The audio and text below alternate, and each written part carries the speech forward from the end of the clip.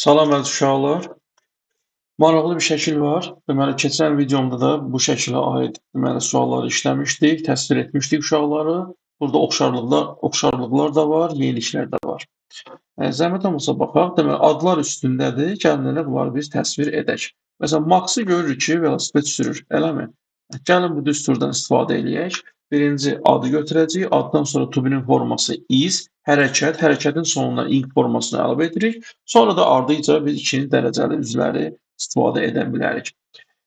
Davam edirik. Vaxt itirməyək. Max is götürəcəyik. Max is. Velosiped sürmək, ride a bike. Deməli, biz ride eləyəcəyik. Riding a bike. Artıq bizim cümləmiz hazırdır. Növbəti şəklimizə baxırıq. Deməli, burada Ashley oturubdur skamyada və kitab oxuyur. Yazırıq. Adın birinci yazırıq. Ashley. Oturubdur. Is. Oturmaq sit feilidir. Sit feilinə ing formasını əlavə etdikdə T hərfi qoşulaşır. Sitting. Harda? Skamyada. On the bench yazdıq. On the bench. Və kitab oxuyur, yəni oxuyur kitab. And read feili oxumaq olur. Reading. Hal-hazırda oxuyur. Nə oxuyur? Bu kitab oxuyur. Növbəti şəklimizə baxırıq. Məsələn, Jack burada çərpələng uçurdur. Qəşəng bir cümlə indi alınacaq. Deməli, adı necə oldu? Jack. Jack yazılır. Jack is bura qədər hazırdır. Yəni inşada bunu yadda saxlayın da. Əgər indiki davamı zamanından istifadə etmək istəyirsinizsə, yəni inşanızı bu zaman forması ilə qurmaq istəyirsinizsə, adlar, iki adı olsa məsələn, belə deyək də, ardan istifadə edərik to be forması. Bir nəfərdirsə, bir şəxsdirsə, qız və ya oğlan fərq etməz, qadın yoxsa kişi izdən istifadə edəcəyik. Deməli, çərpələng uçurtmaq fly a kite ifadəsidir, birləşməsidir. Fly, flying olacaq. A kite. Belə bir maraqlı cümlə alındı. Növbəti cümləmiz, deməli, Harry pişikləri ilə oynayır. Belə bir şey demək olar. Deməli, Harry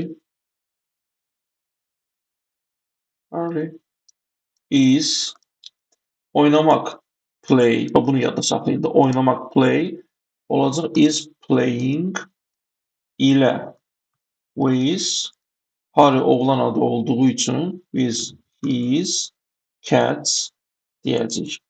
Belə, with the cats demək olar, pişiklərlə oynayır. Növbəti şəklimizdə baxaq, Helen nə edir? Helen ördəklərə yem verir, yemləyir onları. Deməli, yazırıq Helen. Helen birinci ad gəlir. Helen is. Sizə lazımdır ki, yalnız lüğət bazanız olsun da, yəni ki, lüğəti bilsəz yaxşı, söz bazanız olsa, bu cümlələri çox rahat qura bilərsiniz. Mən sizə onun yolunu göstərirəm. Yəni, is deyildikdən sonra, yəni ing forması əlavə olunacaq. Burada da yemləmək, yedizdirmək feed feilidir. Feed olacaq is feeding the dogs. Z götürəcəyik, çünki o ördəklər məlumdur, yəni görürük. Beləsinə.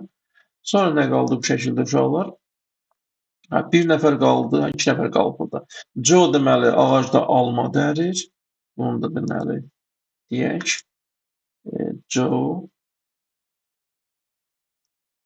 is deməli picking, pick dərmək olacaq picking.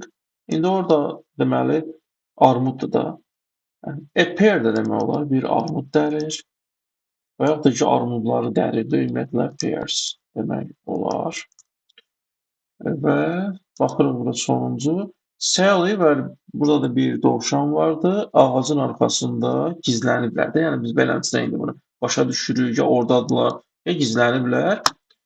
Deməli, a rabbit, yəni bir dovşan deyə bilərik. A rabbit.